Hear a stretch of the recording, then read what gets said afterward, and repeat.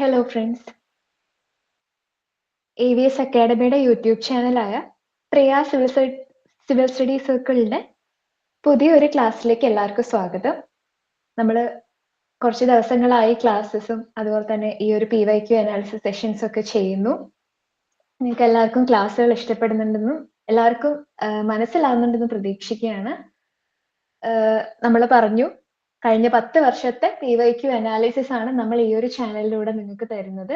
UPSC examination നിങ്ങൾക്ക് എല്ലാവർക്കും അറിയുന്ന പോലെ one of the toughest exam ആണ്. ക്ലിയർ ചെയ്യാൻ അത്യാവശ്യം ബുദ്ധിമുട്ടുള്ള എക്സാം ആണ് എന്ത് സിവിൽ സർവീസ് എക്സാം. അതിന് നമുക്കുള്ള ഏറ്റവും എളുപ്പമായിട്ടുള്ള ഒരു വഴി അല്ലെങ്കിൽ ഏറ്റവും ഇമ്പോർട്ടന്റ് ആയിട്ടുള്ള ഒരു സ്റ്റെപ്പ് എന്ന് പറയുന്നത് നമ്മുടെ PYQ ആണ്. കഴിഞ്ഞ വർഷത്തെ അല്ലെങ്കിൽ അതിന് മുന്നത്തെ വർഷങ്ങളിലെയും പേപ്പർ അനാലിസിസ് ചെയ്യുക, ക്വസ്റ്റ്യൻ പേപ്പർ അനാലിസിസ് ചെയ്യുകയാണ് ഏറ്റവും നല്ലൊരു മാർഗമാണ് സ്കോർ ചെയ്യാനുള്ള.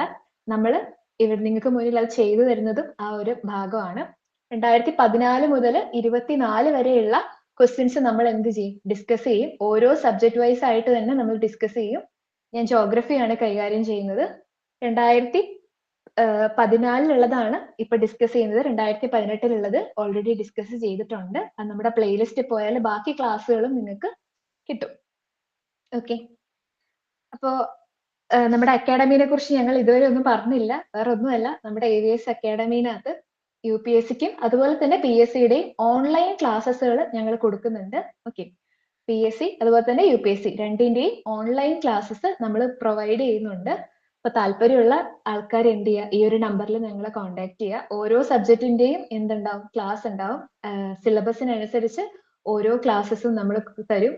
അതുപോലെ തന്നെ PYQ അനാലിസിസും ഉണ്ടാവും. അതുപോലെ തന്നെ നിങ്ങൾക്ക് എന്തുണ്ടാവും, എന്ത് ഡൗട്ട് ഉണ്ടെങ്കിലും നിങ്ങളുടെ കൂടെ ഞങ്ങളും ഉണ്ടാവും. ആസ് മെന്റേഴ്സ് ഞങ്ങളും ഉണ്ടാവും നിങ്ങളുടെ കൂടെ.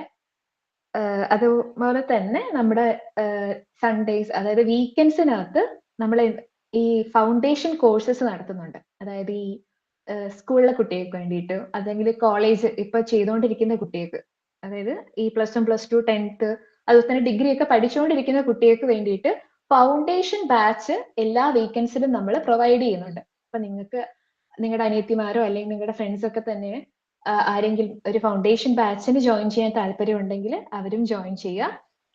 ഓക്കെ, 2026 സിവിൽ സർവീസ് എക്സാം മുന്നിൽ കണ്ടുകൊണ്ടാണ് നമ്മളിപ്പോൾ ക്ലാസ് പ്രൊവൈഡ് ചെയ്യുന്നത്. ഒരു വീക്കെൻഡ് ബാച്ച് ഉടനെ സ്റ്റാർട്ട് ചെയ്യും. 2026 സിവിൽ സർവീസ് എക്സാമിന് ക്രാക്ക് ചെയ്യാന്നുള്ള ഒരു ലക്ഷ്യത്തിൽ വീക്കെൻഡ് ബാച്ച് നമ്മൾ സ്റ്റാർട്ട് ചെയ്യുന്നുണ്ട്.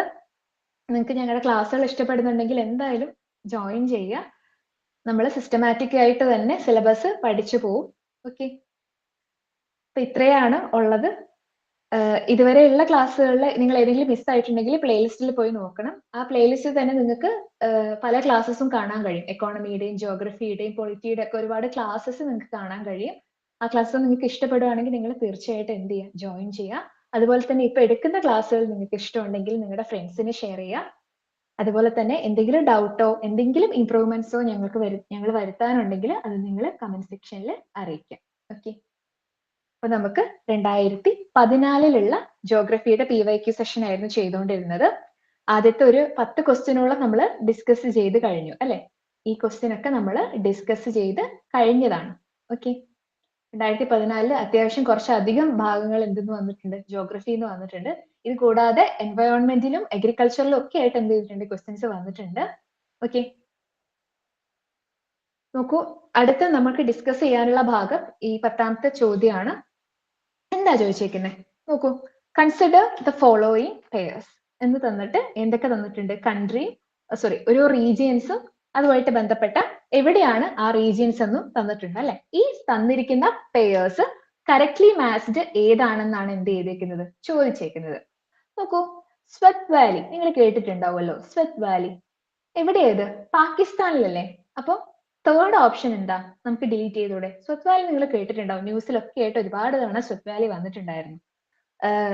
ഈ നമ്മുടെ മിനി സ്വിറ്റ്സർലൻഡ് എന്നൊക്കെ അറിയപ്പെടുന്ന ഭാഗമാണ് പാകിസ്ഥാന്റെ സ്വത്ത് വാലി. ഓക്കെ, അപ്പൊ മൂന്നാമത്തെ ഓപ്ഷനെ ഒഴിവാക്കിക്കൂടെ. നോക്കൂ, മൂന്നാമത്തെ ഓപ്ഷൻ ഞാൻ ഒഴിവാക്കിയപ്പോ തന്നെ ഞാൻ ആൻസറിലേക്ക് എത്തിയില്ലേ. ഓക്കെ, ഏതാണ്, ചെച്ചിന്യ. എവിടെയാ, റഷ്യൻ ഫെഡറേഷന്റെ ഭാഗമാണ് ഈ ചെച്ചിന്യ എന്ന് പറയുന്നത്. ഓക്കെ, ദർഫൂർ എന്ന് പറയുന്നത് സുഡാനിലുള്ള ഒരു സ്ഥലമാണ്. ഓക്കെ, ദർഫൂർ എന്ന് പറയുന്നത് എവിടെയാണ്, സുഡാനിലുള്ള ഒരു സ്ഥലമാണ്. ഓക്കെ, ഒരേ ഒരു ഓപ്ഷൻ ഏതാണ്? ചെച്ചന്യ റഷ്യൻ ഫെഡറേഷൻ. ഓക്കെ, ഇങ്ങനെയല്ലേ നമ്മൾ ആൻസറിലേക്ക് എത്തുന്നത്. നോക്കൂ, നമ്മൾ UPSC സംബന്ധിച്ചിടത്തോളം നമുക്ക് എല്ലാം അറിയണം എന്നില്ല. ഓക്കെ, നമുക്ക് തന്നിരിക്കുന്ന ചിലപ്പോൾ ആൻസേഴ്സിനകത്തോ ഓപ്ഷനകത്തോ ഒരു കാര്യം നിങ്ങൾക്ക് മനസ്സിലാവും. ഓക്കെ, ഇതല്ലല്ലോ. ആ ഒരു കാര്യം ഉണ്ടെങ്കിൽ തന്നെ നമുക്ക് എന്ത് ചെയ്യാൻ പറ്റും? ഒരുവിധം അല്ലെങ്കിൽ 80% എന്ത് ചെയ്യാം, ഒരു ഓപ്ഷനിലേക്ക് നമുക്ക് എത്താൻ പറ്റും. ഓക്കെ, അപ്പോൾ 10th ക്വസ്റ്റ്യൻ അതായിരുന്നു. അടുത്ത നോക്കിയേ, കൺസിഡർ ദ ഫോളോയിങ് പെയർസ്. എന്ത് ചെയ്തിട്ടുണ്ട്? Consider the following pairs.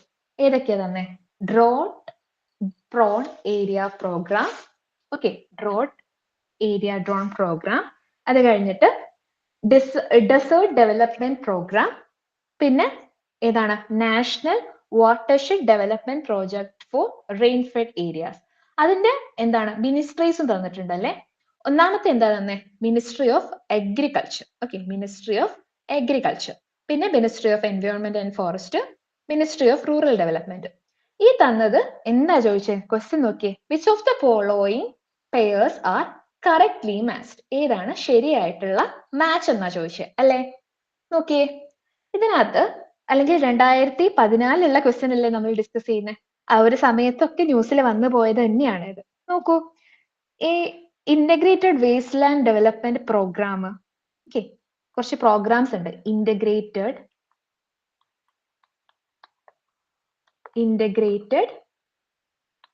Waste land development program. Okay, പിന്നെ ഏതാണ്? Desert development program. അതുപോലെ തന്നെ ഡ്രോട്ട് പ്രോൺ ഏരിയ പ്രോഗ്രാം. ഇതൊക്കെ കൂടെ എന്ത് ചെയ്തിട്ടുണ്ടെന്ന് അറിയോ? ഒറ്റൊരു പ്രോഗ്രാമിന്റെ അണ്ടറിലേക്ക്, അതായത് ഇന്റഗ്രേറ്റഡ് വാട്ടർഷെഡ് മാനേജ്മെന്റ് പ്രോഗ്രാം എന്ന് പറയുന്ന ഒറ്റ പ്രോഗ്രാമിനകത്തേക്ക് ആ സമയത്ത് ആക്കിയിട്ടുണ്ടായിരുന്നു. ഓക്കെ, ഏതാണ്? Integrated watershed program. Integrated watershed program, IWWP. Okay, integrated watershed program. Okay, ഈ ഒരു പ്രോഗ്രാമിലേക്ക് ആക്കിയിട്ടുണ്ടായിരുന്നു. ഇതൊക്കെ വരുന്നത് മിനിസ്ട്രി ഓഫ് റൂറൽ ഡെവലപ്മെന്റിന്റെ കീഴിലാണ്. ഓക്കെ, മിനിസ്ട്രി ഓഫ് റൂറൽ ഡെവലപ്മെന്റിന്റെ കീഴിലാണ് ഈ പ്രോഗ്രാം, 3 പ്രോഗ്രാം വരുന്നത്. ഓക്കെ, ഞാൻ പറഞ്ഞതിൽ ഈ 2 പ്രോഗ്രാമും plus integrated waste land development program.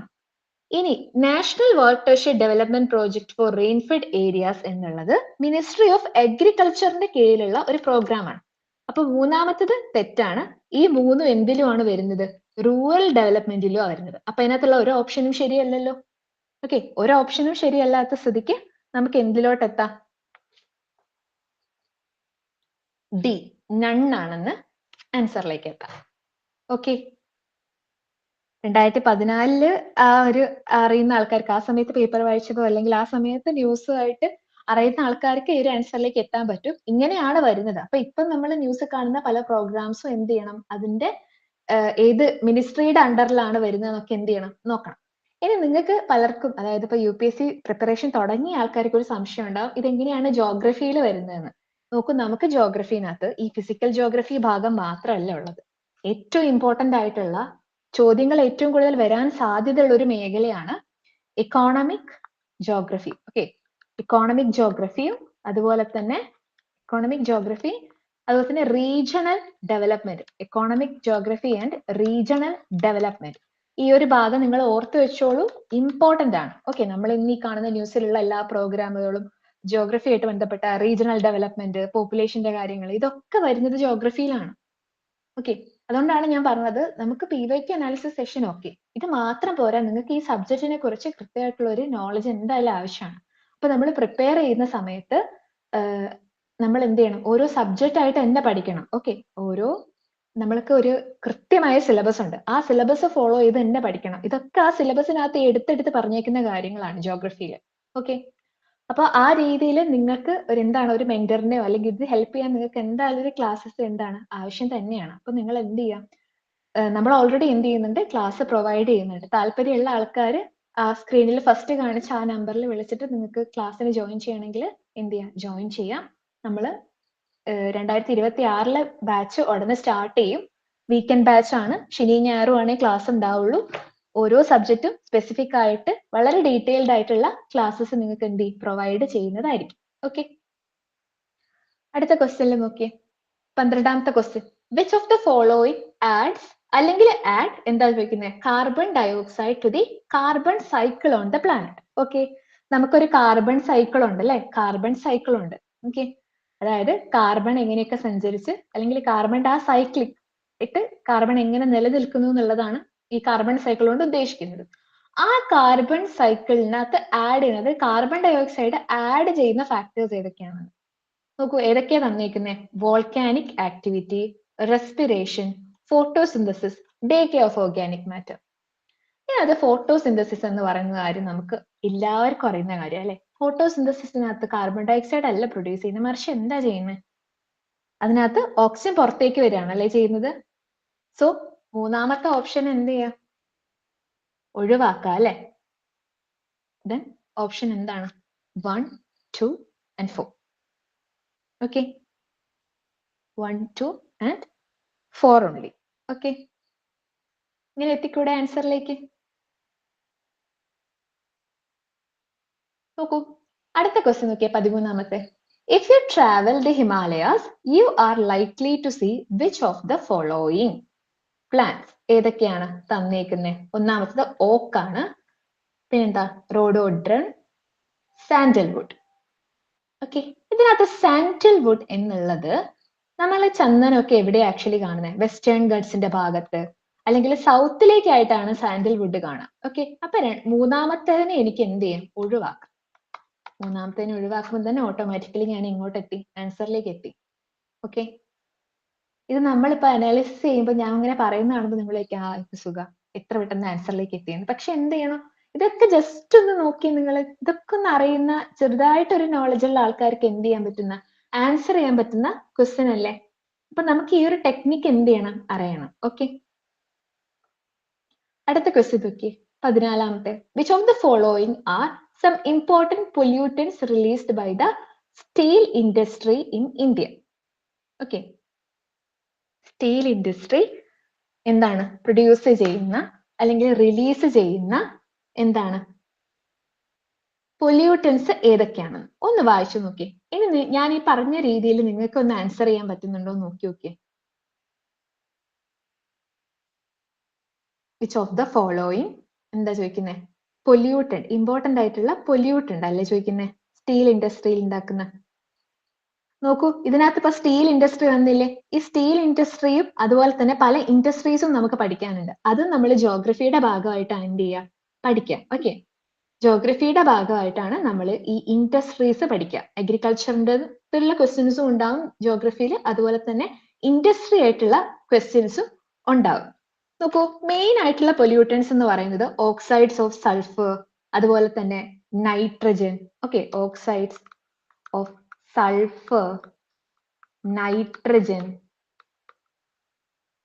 അതുപോലെ തന്നെ കാർബൺ മോണോക്സൈഡ്, കാർബൺ ഡയോക്സൈഡ്, ഇതൊക്കെയാണ് എന്ത് മെയിൻ ആയിട്ടുള്ള എന്ത് വരിക? പൊല്യൂട്ടൻസ് വരിക. നോക്കൂ, 2017 ഒരു നാഷണൽ സ്റ്റീൽ പോളിസി വന്നായിരുന്നു. ഓക്കെ, അതായത് സ്റ്റീൽ പ്രൊഡക്ഷൻ കപ്പാസിറ്റി, ഇന്ത്യയിലെ സ്റ്റീൽ പ്രൊഡക്ഷൻ കപ്പാസിറ്റി. ഓക്കെ, ഒരു സ്റ്റീൽ പോളിസിയാണ്. ഇതൊക്കെ 2017 ആ സമയത്ത് വന്ന ന്യൂസസ് ആണ്. National steel policy 2017. ഓക്കെ, അതായത് ഇന്ത്യയിലെ സ്റ്റീൽ പ്രൊഡക്ഷന്റെ കപ്പാസിറ്റി 300 മില്യൺ ടൺ ആക്കുക. എപ്പോഴേക്കാകുമ്പോഴേക്കും 2030 ആകുമ്പോഴേക്കും 300 മില്യൺ ടൺ ആക്കുക എന്നുള്ള ഒരു എയിമോടെ തുടങ്ങിയ പോളിസിയാണ്. ഓക്കെ, ഇത് ആ സമയത്ത് വന്നതാണ്. എന്തുകൊണ്ടാണ് ക്വസ്റ്റ്യനിൽ ഈ ഒരു സ്റ്റീലിന്റെ കാര്യം ചോദിച്ചതെന്നുകൊണ്ട് പറഞ്ഞതാണ്. നോക്കൂ, ഏതൊക്കെയാണ് ഇപ്പൊ ഇതിനകത്ത് തന്നേക്കുന്നത്? ഏതൊക്കെയാണ്? ഒന്നാമത്തത് ഓക്സൈഡ്സ് ഓഫ് സൾഫർ ഇല്ലേ, oxides of sulphur. Okay, oxides of nitrogen ഉണ്ട്, oxides of carbon monoxide, carbon dioxide എല്ലാം ഉണ്ട് അല്ലെ. സോ ആൻസർ എന്താണ്? 1, 2, 3 and 4 എല്ലാം ഇല്ലേ?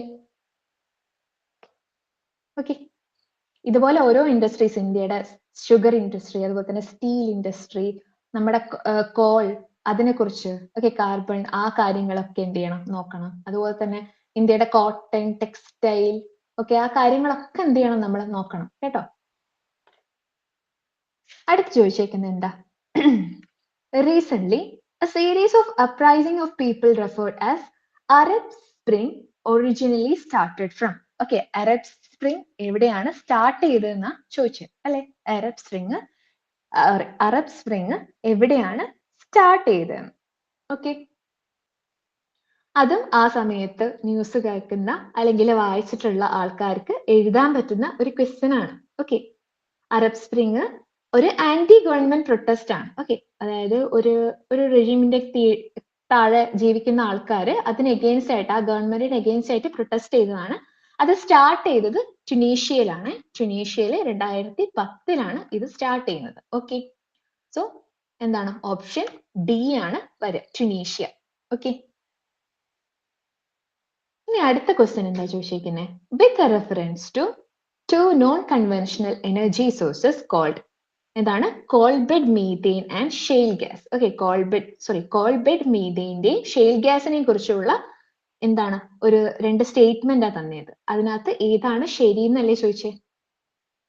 നോക്കൂ, ഈ കോൾബെഡ് മീഥെയിൻ അല്ലെങ്കിൽ CBM എന്ന് പറയുന്നത് ഒരു അൺകൺവെൻഷണൽ നാച്ചുറൽ ഗ്യാസിന്റെ ഫോം ആണ്. ഓക്കെ, വൈൽ എന്താണ് ഷെയിൽ ഗ്യാസ് എന്താന്നാ പറയുന്നത്? Is A mixture of propane and butyne only that can be extracted from fine grade sedimentary rocks. Okay, ഷെയിൽ gas actually എന്താണ്? ഫൈൻ ഗ്രെയിൻഡ് സെഡിമെന്ററി റോക്സ് എന്ന് ഫോം ചെയ്യുന്നത് തന്നെയാണ്. Okay, അത് ശരിയാണ്. ഷെയിൽ ഗ്യാസ് എന്താണ്? ഇവിടെ തന്നെയാണ് എന്ത് ചെയ്യുന്നത്? എക്സ്ട്രാക്ട് ചെയ്യുന്നത്. Is A mixture of propane and butyne. പക്ഷെ ആണോ? അല്ല. എന്താ പറയുന്നത്? അതിനകത്ത് ഈഥെയിനും പ്രൊപ്പെയിനും ബ്യൂട്ടൈനും ഒക്കെ ഉണ്ട്. ആക്ച്വലി അതൊരു നാച്ചുറൽ ഗ്യാസ് ആണ്. ഒരു ഹൈഡ്രോ കാർബൺ ഗ്യാസ് മിക്സ്ചർ ആണ്. Okay, hydro carbon gas mixture ആണ് എന്ത്? ഈ ഒരു ഷെയിൽ ഗ്യാസ് എന്ന് പറയുന്നത്. ഇനി ഒന്നാമത്തെ കോൾബെഡ് മീഥെയിനെ കുറിച്ച് എന്താ പറഞ്ഞത്? അത് ഒരു ഫോം ഓഫ് നാച്ചുറൽ ഗ്യാസ് ആണ്. കോൾ ഡെപ്പോസിറ്റിലും കോൾ മൈനിലും ഒക്കെയാണ് നമുക്ക് എന്ത് ചെയ്യാൻ പറ്റുക? ഇതിനെ കാണാൻ പറ്റും. ഓക്കെ, ഇനി രണ്ടാമത്തെ സ്റ്റേറ്റ്മെന്റ് നോക്കിയേ. In India abundant coalbed methane sources exist. എന്താണ്? ഇന്ത്യയിൽ abundant ആയിട്ടുള്ള കോൾബെഡ് മീഥെയിൻ ഉണ്ടെന്നാ പറയുന്നത്. ഓക്കെ, സോറി ഇല്ലെന്നാ പറയുന്നത്. Okay, sorry. In India abundant coalbed methane sources exist, but so far no shale gas source have been found. Okay, എന്താണ്? ഷെയിൽ gas source ഇതുവരെ ഇന്ത്യയിൽ found ചെയ്തിട്ടില്ല എന്നാ പറയുന്നത്. ആ ഒരു സ്റ്റേറ്റ്മെന്റ് ശരിക്കും നമുക്ക് എന്താന്ന് പറയാം? ആദ്യം തന്നെ തെറ്റാന്ന് പറയാം. കാരണം എന്താണ്? ഇന്ത്യയിൽ ഷെയിൽ ഗ്യാസിന്റെ എന്തുണ്ട്? എക്സ്ട്രാക്ഷൻ നടക്കുന്ന സ്ഥലങ്ങളുണ്ട്. ഓക്കെ, അപ്പൊ എവിടെയൊക്കെ ആയിട്ട്? ക്യാമ്പയിൽ, ഗുജറാത്തിലെ ക്യാമ്പേ, അവിടെയൊക്കെ ആയിട്ട്, അതുപോലെ തന്നെ ആസാം. ഓക്കെ, ആസാമില് അരാക്കൻ റീജിയൻ, നോർത്ത് ഈസ്റ്റിലെ അരാക്കൻ റീജിയനിലൊക്കെ ആയിട്ട് ഷെയിൽ ഗ്യാസ് എന്ത് ചെയ്യുന്നുണ്ട്? അതിന്റെ സോഴ്സസ് ഉണ്ട്. അപ്പൊ ഈ ഒരു രണ്ടാമത്തെ സ്റ്റേറ്റ്മെന്റ് എന്താണ്? തെറ്റാണ്.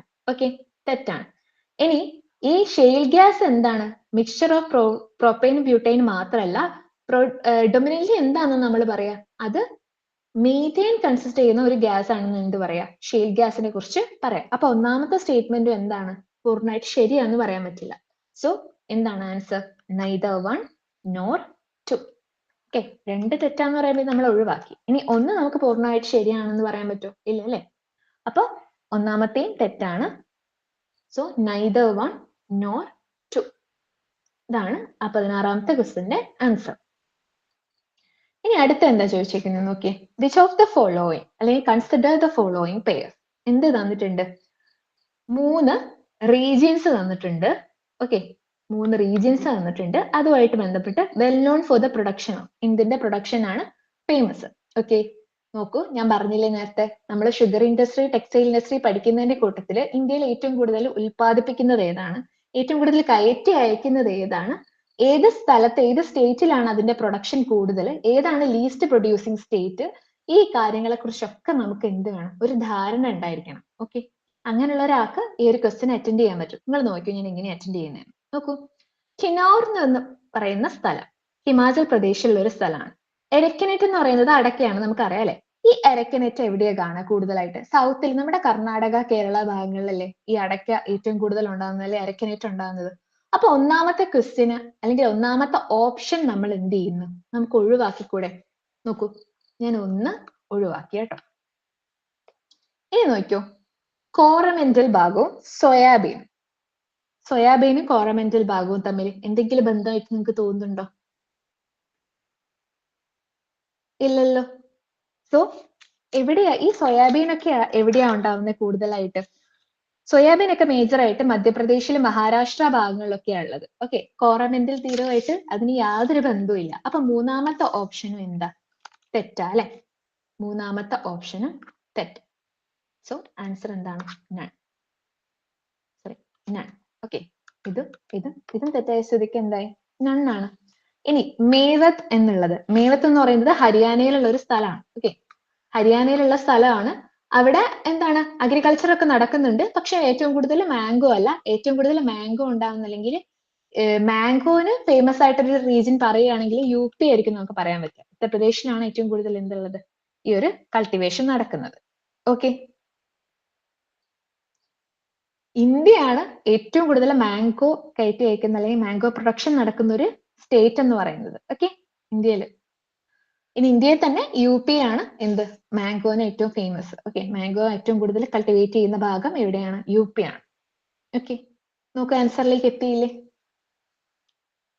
ഇനി അടുത്ത് നോക്കിയേ, നാഷണൽ ഹൈവേ ആയിട്ട് ബന്ധപ്പെട്ട അല്ലെ, നമ്മുടെ റോഡ്, ഇൻഫ്രാസ്ട്രക്ചർ, ലോജിസ്റ്റിക്സ് കാര്യങ്ങളൊക്കെ എന്തിൽ വരും? ജോഗ്രഫിയിൽ വരും. ഓക്കെ, അതൊരു ക്വസ്റ്റ്യൻ ആണ്. അടുത്ത് നോക്കിയേ, എന്താ പറഞ്ഞേ? 3 എന്ത് തന്നിട്ടുണ്ട്? NH തന്നിട്ടുണ്ട്. അത് എവിടെ ഏതുമായിട്ട് കണക്ട് ചെയ്യുന്നതാണെന്നാ ചോദിച്ചേക്കുന്നത്. ഒന്നാമത്തത് NH14 ആണ്, രണ്ടാമത്തത് NH6 ആണ്, മൂന്നാമത്തത് NH15 ആണ്. ഓക്കെ, ഇനി NH4 ഏതാ സിറ്റീസ് കണക്ട് ചെയ്യുന്നതെന്നാ പറഞ്ഞത്? ചെന്നൈ ആൻഡ് ഹൈദരാബാദ് അല്ലെ, ചെന്നൈ ആൻഡ് ഹൈദരാബാദ്. രണ്ടാമത്തെ NH6 എന്താണ് തന്നെ? മുംബൈ ആൻഡ് കൊൽക്കത്ത.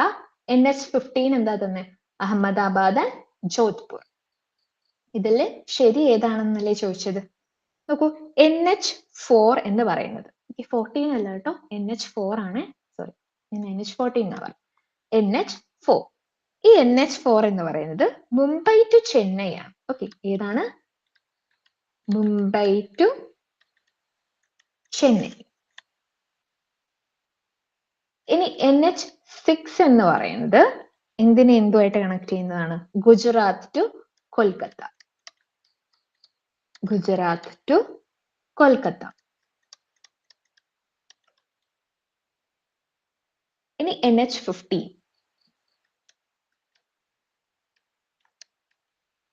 NH15 എന്ന് പറയുന്നത് പത്താൻകോട്ടിനെ ഗുജറാത്തുമായിട്ട്, ഓക്കെ, പത്താൻകോട്ട് ഗുജറാത്തിനെ കണക്ട് ചെയ്യുന്നതാണ്. പത്താൻകോട്ട് ടു ഗുജറാത്ത്. അപ്പൊ ഇത് 3 തെറ്റാ അല്ലെ? 1 തെറ്റാണ്, 2 തെറ്റാണ്, 3 തെറ്റാണ്. NH4 Mumbai to Chennai, NH6 Gujarat to Kolkata, NH15 Pathankot to Gujarat. Answer എന്താണ്? നണ്ണാണെന്ന് എത്തും. ഇപ്പൊ നാഷണൽ ഹൈവേസ് നോക്കണം, റെയിൽവേ നോക്കണം, ഓക്കെ, നമ്മുടെ ലോജിസ്റ്റിക്സ് പരിപാടികളൊക്കെ നോക്കണം, അഗ്രികൾച്ചർ ഭാഗങ്ങൾ നോക്കണം, എൻവയോൺമെന്റ് നോക്കണം. ജോഗ്രഫി എടുത്ത് പഠിക്കുവാണെങ്കിൽ വളരെ വാസ്റ്റ് ആണ് അല്ലെ? പഠിക്കാനുള്ള വഴി സിലബസിനകത്തുള്ളത് കംപ്ലീറ്റ് ചെയ്യുക, പ്ലസ് എന്താണ്, നിങ്ങളുടെ ന്യൂസ് പേപ്പറിനകത്ത് നിങ്ങൾക്ക് വരുന്ന സ്ഥലങ്ങൾ അറിയാൻ വേണ്ടിയിട്ട് നിങ്ങളുടെ അറ്റ്ലസ് യൂസ് ചെയ്യുക. ഇതൊക്കെയാണ് നമുക്ക് ഏക വഴി എന്ന് പറയുന്നത്. ഓക്കെ, ഇയർ ബുക്ക് ഫോളോ ചെയ്യുക, ഏതെങ്കിലും ഒരു മാഗസിൻ വായിക്കുന്നുണ്ടെങ്കിൽ അതും നിങ്ങളെ ഹെൽപ്പ് ചെയ്യും. അപ്പൊ ഇതൊക്കെ നമ്മൾ എടുത്തെടുത്ത് പഠിക്കുന്നതിനേക്കാൾ ബെറ്റർ ഓപ്ഷൻ എന്താണ്? ഇതൊക്കെ പ്രൊവൈഡ് ചെയ്യുന്ന ഒരു ക്ലാസ്സിനകത്ത് ജോയിൻ ചെയ്യുക, അല്ലെങ്കിൽ ആ ഒരു രീതിയിൽ എടുക്കുക അല്ലെ? ആ ഒരു സമയത്തിന് നിങ്ങൾക്ക് അങ്ങനെ യൂട്ടിലൈസ് ചെയ്യാം. അതുകൊണ്ടാണ് ഒരു ക്ലാസ് എത്രത്തോളം ഇമ്പോർട്ടന്റ് ആണെന്ന് നമ്മൾ പറയുന്നത്. അതുകൊണ്ട് നിങ്ങൾക്ക് ജോഗ്രഫിയുടെ ക്ലാസ്സുകൾ പ്രൊവൈഡ് ചെയ്യുന്നുണ്ട് നമ്മൾ. എല്ലാ വിഷയത്തിന്റെയും, ജോഗ്രഫി മാത്രമല്ല എല്ലാ വിഷയത്തിന്റെയും ക്ലാസ് നമ്മൾ പ്രൊവൈഡ് ചെയ്യുന്നുണ്ട്. അപ്പൊ നിങ്ങൾക്ക് താല്പര്യം ഉണ്ടെങ്കിൽ എന്ത് ചെയ്യുക, ഈ ഒരു നമ്പറിൽ വിളിച്ചിട്ട് രജിസ്റ്റർ ചെയ്യുക. ഓക്കെ, 2026 സിവിൽ സർവീസ് എക്സാം നമുക്ക് ഒരുമിച്ച് പ്രിപ്പയർ ചെയ്ത് എന്ത് ചെയ്യാം, എഴുതാം. ഓക്കെ, ഇനി ഏതെങ്കിലും ക്ലാസ്സുകൾ നിങ്ങൾക്ക് എങ്ങനെയാ ക്ലാസ്സുകൾ എന്നൊക്കെ അറിയണമെങ്കിൽ ഈ ചാനലിന്റെ തന്നെ പ്ലേലിസ്റ്റ് പോയി നോക്കിയാൽ എടുത്ത ക്ലാസ്സുകൾ ഉണ്ട്. ഓക്കെ, അത് കണ്ടിട്ട് ഇഷ്ടപ്പെടുവാണെങ്കിലും എന്ത് ചെയ്യുക, ജോയിൻ ചെയ്യുക. ഇനി ഈ ക്ലാസ്സസ് ഇഷ്ടപ്പെടുവാണെങ്കിൽ നിങ്ങൾ എന്ത് ചെയ്യണം, ഫ്രണ്ട്സിന് ഷെയർ ചെയ്യണം. എന്തെങ്കിലും ഡൗട്ടോ അല്ലെങ്കിൽ പറഞ്ഞതിനകത്ത് എന്തെങ്കിലും ഇംപ്രൂവ് ചെയ്യാനുണ്ടെങ്കിൽ ഞാൻ എന്നും പറയുന്ന പോലെ കമന്റ് സെക്ഷനിൽ തന്നെ പറയാം. ഓക്കെ, അപ്പൊ ഇത്രയും കാര്യങ്ങളാണ് ഉള്ളത്. 2014 ക്വസ്റ്റ്യൻസ് നമ്മൾ എന്ത് ചെയ്തിട്ടുണ്ട്, ഡിസ്കസ് ചെയ്തിട്ടുണ്ട്. ഇനി 2015 ക്വസ്റ്റ്യൻസ് ആയിരിക്കും. 2015 ജോഗ്രഫിയുടെ ക്വസ്റ്റ്യൻസ് നമ്മൾ എന്ത് ചെയ്യും, ഡിസ്കസ് ചെയ്യും. ഓക്കെ, ഇനി അടുത്ത പൊളിറ്റിയുടെ ക്ലാസ്സുകൾ നമുക്ക് എന്ത് ചെയ്യും, ക്ലാസ് ചാനലിൽ അപ്ലോഡ് ചെയ്യും. ആഴ്ചയിൽ 3 ക്ലാസ്സുകൾ നിങ്ങൾക്ക് PYQ അനാലിസിസ് ഉണ്ടായിരിക്കും, അതും ഫോളോ ചെയ്യാം. ഓക്കെ, ഇനി ഏതെങ്കിലും ക്ലാസ് ഇപ്പൊ കഴിഞ്ഞ ക്ലാസ് ഒക്കെ മിസ് ചെയ്ത് പോയിട്ടുണ്ടെങ്കിൽ പ്ലേലിസ്റ്റിൽ പോയിട്ട് എന്ത് ചെയ്യുക, വാച്ച് ചെയ്യാം. Okay, thank you.